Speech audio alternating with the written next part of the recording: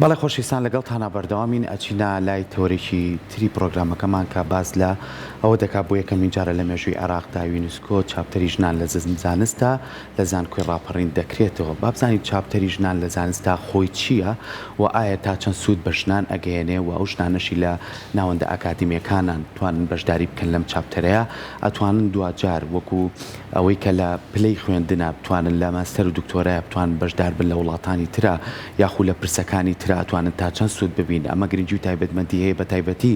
بۆ کوردی خۆمان و بۆ ژنانی کورد کە بتوان بەشداری بکەن و بتوانن لەم دەرفەتەیە کۆمەڵێک لەو بابەتانەی کە پەیوەستە بەوەی کە لە بواری ئەکادمی و ناوەندە ئەکادمیەکە سوودی لێبینن ئەمانیش بتوانن سوودی لێبین. بە خۆشحاڵیەم جارە بەشداریان کردووە کە لە وڵاتی ئوردون لە عەمان بەڕێوە چووەوە ئەمە کاریگەریەکی باش بەجێهێڵێ. بەڵام ئەوەی کە گرنگە چۆن بتوانین ئەمە بەردەوامی پێبین و چۆن بتوانین بواری ژنان و ناوەندە ئەکادمیەکان بەرەوە پێشەوە بەرین. بۆی زیاتر ئێمە زانیاری لەسەر ئەم بابەتە وەرگریم. میوانداری زۆر بەڕێز پرۆفیسۆر یادەدەر دکتۆر پەیمان ڕەمەزان ئەحمەد ماگرۆک سەرۆکی زانکۆی ڕاپەڕین کە بەڕێز زانستا لە ئەستۆدیۆ ئامادەیە. دکتۆر جان سڵاو لێ بەسپاس. دکتۆر با سەرەتا بۆمان ڕوونکەی تۆ چاپتەری ژنان لە زانستا چییە؟ چاپتەری ژنان لە زانستدا بەشێکە لە ئەو چاپتەرانەی کە سەر بە دامەزراوەی ژنان لە زانستدا بۆ وڵاتانی تازە پێگەشتوو یاخود وڵاتانی تازە دیڤلۆپینگ کەنتریە. ڕاستەوخۆ سەر بە یونسکۆیە کەواتە بەشێکە لە یونسکۆ بۆ کارکردن لە سەر ژنان بە تایبەت لە زانستدا کە کورتکراوەکەی بە ئینگلیزی پێی دەڵێن ستیم. زۆرترین ئیشکردن لەسەر بوارە زانستیەکانە بە تایبەتی کیمیا، فیزیا، بایۆلۆجی، جیۆلۆجی، ئەو بابەتانێک کە بە گشتی ڕۆ ساینسیان پێ دەڵێن زانستی سەرەکی. زۆر باشە کاتە دکتۆر بۆمان باس کە بابزانین ئەمە یەکەم جارە لە مێژووی عێراقا چاپتەری ژنان لە زانستە لە زانکۆی ڕاپەڕین دەکرێتەوە. باسێکی گرنگی کردنەوەی ئەم چاپتەری ژنان لە زانستەمان بۆ بکە چه گرنگیەکی بێ بۆ ناوچەکە بۆ عێراق بە شێوازێکی گشتی. کردنەوەی ئەو چاپتەرە خۆی لە خۆی دایکەکە لەو دەستکەوتانەی کە ناساندنی هەم وڵاتەکەیە و هەم هەرێمی کوردستان و هەم زانکۆیە و خوێندنی باڵا و زانستی لە چ ڕێگایەکەوانن ئەم بابەتانە. ئێمە سەرەتا لە کاتی من بخۆم لە ئەوروپای شەرقی بووم، دواتر پەیوەندی باشمان هەیە لەگەڵ ئیتالیا. لە یەکەم جار هەوڵماندا لە ساڵی 2022 مانگیدا تەقدیممان کرد بە ئینتەرنێتەر ناردنی نامەی نیازکەوەی کە دەیکەوە دەتەوێت ئەو چاپتەرە بکەوە لە هەر وڵاتێک دەبێت دەستپێشخەریەکی هەبێ، یەکێک لە زانکۆکان، یەکێک لە مامۆستاکان یاخود یەکێک لە دامەزراوە ئەکادیمی و زانستیەکان دەستپێشخەری بکات لەوەی کە نامەیان بۆ بنێرە بێ ئێمە ئامادەین ئەو چاپتەرە بکەینەوە. دوایەوەی ئێوان کە وەڵامی نامەکەیاندایەوە داوای لێکردین کە ئەپلیکیشن بکەین، فۆرمێکی چڕوپڕە کە تەواوی زانیاریەکان دەبێت تەقدیم بکەی کە دەیکەوە. دوو خاڵکە زۆر گرنگ بۆ زانکۆی ڕاپەڕین، یەکەم لەبەرەوەی من ژنم و سەرۆکی زانکۆم، دووەم زانکۆی ڕاپەڕین زۆرترین ڕێژەی خوێنکاری کچە. ئەوانە بۆ خاڵبەندی قازانتم بۆی کە بتوانین ئێمە بووین بە خانەخوێی چاپتەرەکە کەواتە چاپتەرەکە چاپتەری عێراقا بەڵام لە زانکۆی ڕاپەڕینە و من بەڕێوەبەری چاپتەرەکەم و بەڕێوەبردننی چاپتەرەکە لەلایەن بۆردێکەوە بەڕێوە دەبرێت. کەسی یەکەم منم کە لە ساڵانی دواتر میکانیزمێک دادنین کە لە ماوەی 4 ساڵ یاخود 2 ساڵ 3 ساڵ بتوانین هەر چەند ساڵێک کەسێک بەڕێوەبەرێ و کردنەوەکەشی لە سەرەتادا ڕاستی ئاسان نەبوو، چونکە دوای تەقدیمکردن داوایان لێکردم لە ساڵی 2023 بیرتان کردەوە. دکتۆر ببوو قسەکەشە پێڵم بۆچی بیرتان لەوە کردەوە کە ئێوە یەکێک من لە بەشداربوانی ئەم بابەتە؟ ئێمە لەبەرەوەی ئێمە وەک زانکۆی ڕاپەڕین گرنگی بە جیهانیکردن دەدەین و ساڵی پار لەم ڕێگایەوە هەنگاوێن بەڵێ ساڵی پار چوینە ناو یونایتد نیشنز ئەکادیمیک ئیمپاکت، یەکەم زانکۆ بووین لەسەر ئاستی کوردستان بچینە ناوی. ئەو ساڵ هەوڵماندا بە بەشێکی کە بچینە ناو یونسکۆ لەبەرەوەی بەڕاستی گەیشتن بە دامەزراوەکانی یونسکۆ واتە گەیاندنی زانکۆ و مامۆستایان و ژنان بە زانستی نێودەوڵەتی بە تایبەتی بۆ تەقدیمکردن بۆ پرۆگرامی نێودەوڵەتیەکان وەکو پۆست دکتۆرا، وەکو خوێندنی کۆرسی کورد لە دەرەوە، وەکو بەشداریکردن لە پرۆژەی توێژنەوەی زانستی و کۆمەڵێک چالاکیکە کە گرینگە بۆ ژنان لە زانستدا. زۆر باشە. زۆر کاتەڵێن ئێمە بە تایبەتی ئەو ژنانەی کە لە بوارە لە ناوەندا ئاکادمیەکانە کارەکەن هەندێکیان لە کۆلێژە جیاوازەکانە لەسەر ئاستی دکتۆرا و ماستەر وەشیانوێ ئەم هەنگاوە زیاتر تێپەڕکەن یاخودیانوێ توێژینەوەیکی زانستی هەیە بتوان ئەم توێژینەوە بە جیهانی بکەن لە ڕێکەم چاپتەرەوە ئەتوانن ئەم دەرفەتە وەرگرن. بەڵێ ئەو چاپتەرێ ساگەر سێریکەی لەسەر ڕێکخراوی ئۆست Organization for Women in Science ڕاستەوخۆ پیجی زانکۆی راپەڕین تێدایە و چاپتەری زانکۆی راپەڕین تێدایە و ئێمە هەر چالاکێک کە ژنان بیکەن لە زانست و هەوڵ بدەن لەژێر چتری چاپتەری ژنانی لە عێراقدا بیکەن ڕاستەوخۆ ئەوان ڕۆژانە بڵاوی دەکەنەوە یاخۆت هەفتانە وەگەر بیانەوێت پرۆژەی توێژینەوەی زانکۆکان یاخۆت مامۆستاکان لێرە سەرپەرشتی بکرێ یاخۆت پشگیری بکرێ لەوێ دەبێت پرۆپۆزەڵ بنێرن بەڕاستی چونکە ئەوان ئەو ڕێکخراوە نێودەوڵەتیانە بە تایبەتی زانستیەکان لە ڕێی پرۆپۆزەڵەوە ئیش دەکەن ناردنی پرۆپۆزەڵ تێچۆکەی و ساڵانەش ئێستا بۆ نمونە لە ئێستادا هەفتەی پێشکەشکردنی پرۆپۆزەڵە بۆی بتوانی چالاکیەکانت بکەی ئێمە چالاکیەکانمان تەقدیم کردووە تقریبان 3 چالاکیمان تەقدیم کردووە بۆ عێراق بۆی بکرێت لە سەرتاسەر لەبەرەوەی ئێمە بەڕاستی بەس بۆ کوردستان نین ناشنەڵە بۆ هەموویەتی کەواتە ئێمە زانکۆکان لە بەسڕ هەتا دەگاتە ڕانی و هەتا دەگاتە قەڵازە و گەرمیان و زاخۆ هەمووی لەژێر چەتری ئێمەدا دەبێ بۆیەشە ئەو چاپتەرە دەبێت یەکەم شت ئەو کەسێک کە دەیەوێت ئێمە لە ماوەی داهاتوودا چاپتەرەکە ڕادەگەێنین دەکەینەوەکردنەوەی دەبێ دوای کردنەوەکەی هەوڵ دەدەین کە ئەپلیکیشنی تەقدیمات بکرێت تەقدیماتەکەی ئەوەیە کە هەر کەسێک دەبێت بە ئەندام ڕاستەوخۆ لە ئیتالیاوە لە کوارتەری سەرچیەوە ڕەزامەندی پێدەدرێت کاتێک کە دەبن بە ئەندام لە ڕێی ئەندام بوونەکەیانەوە دواتر دەتوان تەقدیمی هەموو چالاکیەکان بکەن بە توێژینەوەی زانستی شەوە. زۆر باشە کەواتە ئەمە جیاوازێکمان بۆ بکە ئێستا کە زانکۆی راپەڕین چاپتەری ژنانی تیا ئەکرێتەوە لەگەڵ زانکۆیەکی ترا لە هەرێمی کوردستان و عێراقا بە شازێکی گشتی کە ئەمینە بێت چ جیاوازیکیان هەیە بۆ نمونە چ دەستکەوتێکە بۆ زانکۆی راپەڕین ئەم بابەتە بەس بە تەنها ئەوەیە کە توێژینەوە ئەو بابەتانە بکرێت لە گۆڤارەکانی ئەوانە و لە سایتەکانی ئەوانە بڵاوەکرێتەوە ئەوانەی لە زانکۆی راپەڕینان یاخۆ چ دەستکەوتێکی تر هەیە. ئێمە بۆ نمونە یەکێک لەو دەستکەوتانە ئەوەیە کە فاند وەردەگرین فاند وەرگرتنیش بەڕاستی پشت دەبەستێت بە توانای کەسەکان لەگەڵ بەهێزی بابەتەکە و پرۆپۆزەڵەکە ئێمە لە هەفتەی ڕابردوو تەقدیممان کرد بۆ هەرچەندە گرانتەکە کەمە بەڵام بۆ بارودۆخی دارایی هەرێمی کوردستان 2,000 یۆرۆش کەم نییە بۆ یەک دوو چالاکی زانستی کە بچێوی بیکێ بەڕاستی بۆ ئێمە سەرەتا بە گرانتی بچووک دەست پێ دەکەین دواتر گرانتی گەورە تەقدیم دەکەین پلانمان هەیە کە زۆرترین خانم لە بواری زانستیەکان لە عێراق خۆکەینەوە بۆ نمونەیەکێک لەو بابەتانەی کە زۆر گرنگە بەلای ئێمەوە کانسەر بە تایبەتی کاریگەری سەرەتان لەسەر ژنان لەبەرەوەی ژنێکێکە لەوانەی کە ماڵ بەڕێوە دەبات دایکە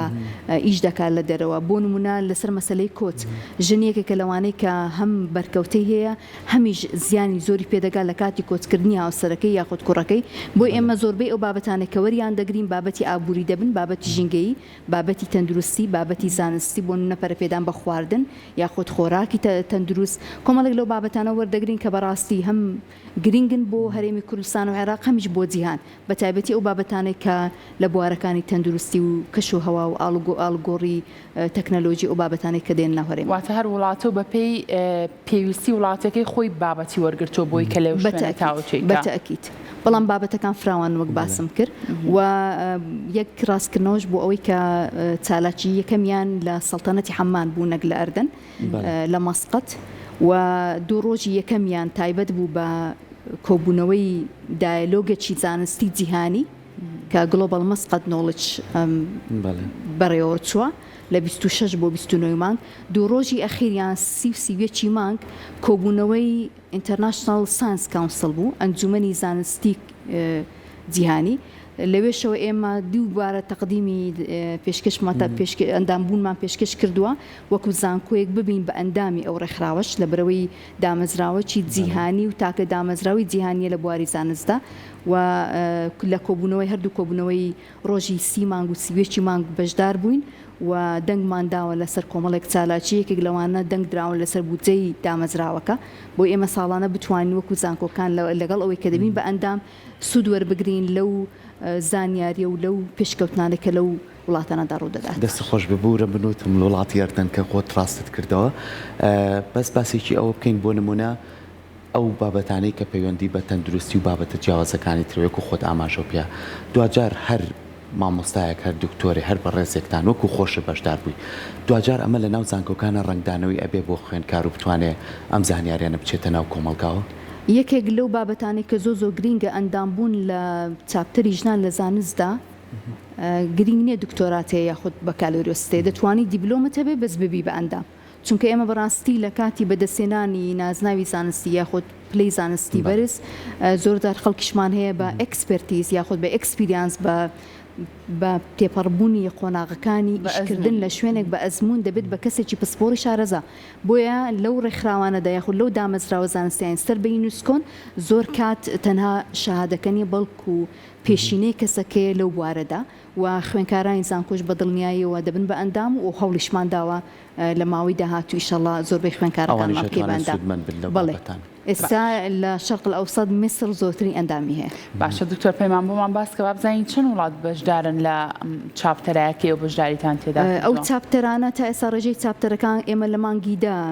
مانگین و ئەکسپتەنسمان وەرگر قبوڵمان وەرگر کە کرایەوە و بڵاو کرایەوە لە مانگی 12 و 11دا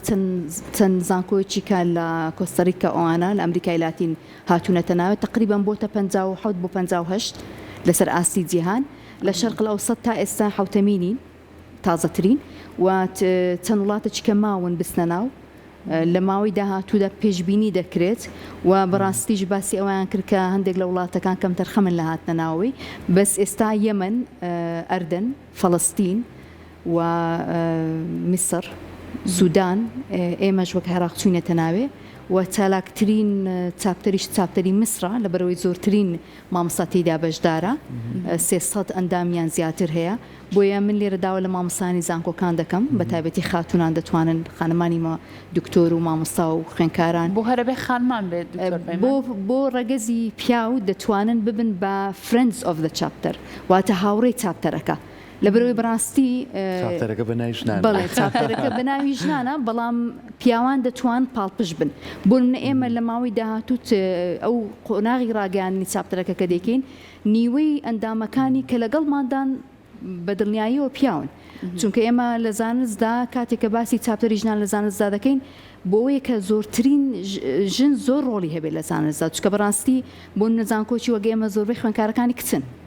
خۆ ناچین لە زانکۆی کە خوێنکاری کە وەرگین بگێن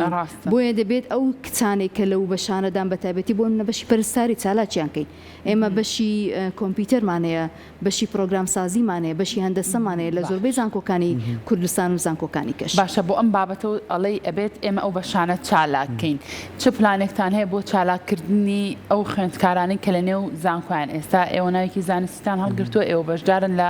چاپتەری ژنان لە زانستا چونکەمە لە عێراق یەکەم جارەکە زانکۆی ڕاپەڕین بتوانێت بەشدار بێت لەوەیە چۆنەتانەوێت خوێندکارەکانتان چالاکتر و ئەکتیڤترکەن لەو بوارانەیە ئێمە بەدڵنیایی وەک زانکۆ لێرەوە دەچمەوێت سوپاسی جەنابی وەزیری خوێنی باڵا توێژنەوەی زانستی بکەم و جەنابی کاقوبات کە هەمیشە لە پشت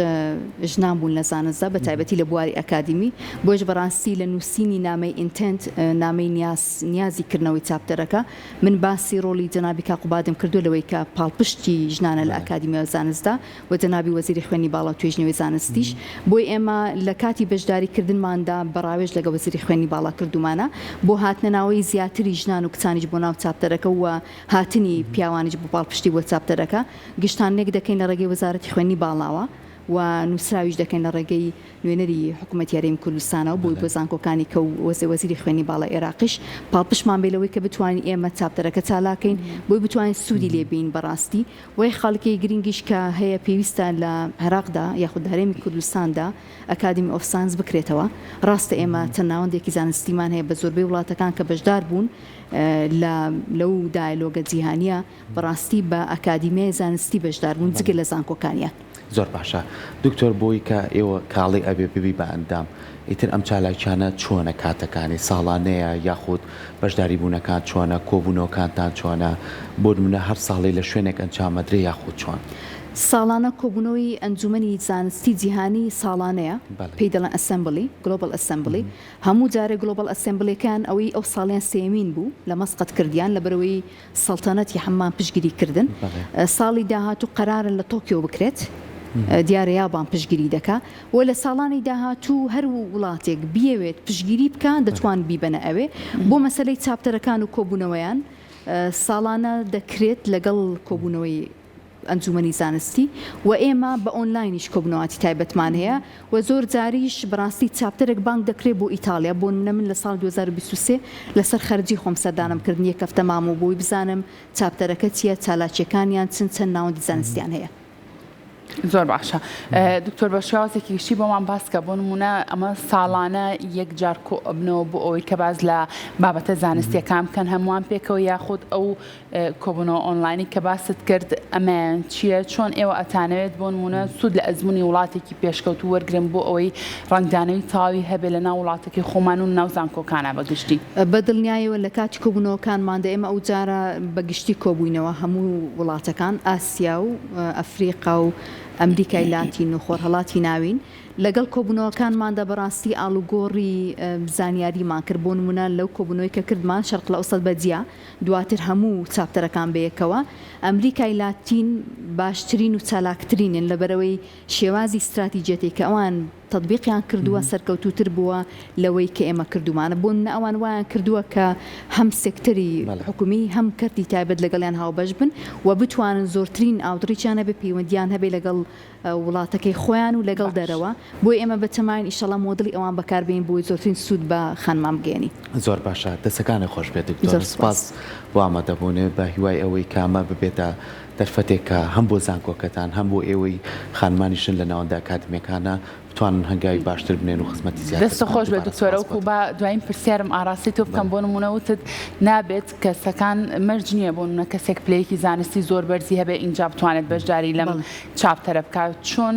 لێرەوە داوە لە بەتایبەت خانمان کچانەکەی کە توان بەشداری لەم چاپتەری ژنانە بکەن لە زانستە. ئێمە لە ماوەی داهاتوودا هەم ئیڤێنتێکی گەورەی بۆ دەکەین و جگە لە ئیڤێنتەکە چەند خاتونێکی بەناوبانگی ئەکە بوار ئەکادمی و زانستی و سیاسەکان بانگ دەکەین و لە وێبسایتی زانکۆی ڕاپەڕین لینکی ئەپلیکیشنەکە بڵاو دەکەینەوە و من داوام کردو بەڕاستی مێمبەرشیپەکە ئاسانتر کەن چکە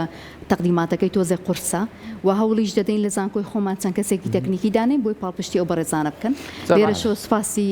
ئێوەی بەڕێز و کەناڵی کورسات دەکەم کە گرنگیان داوە بە کردنەوەی چاپتەرەکە. سپاس بۆ بەڕێز لە دەڤەری ڕاپەڕینەوە ئەرکت کێشاوە هاتی بۆ ئێرەمان جوونەوی زۆر بەخێر بێت. سپاس بۆ ئامادە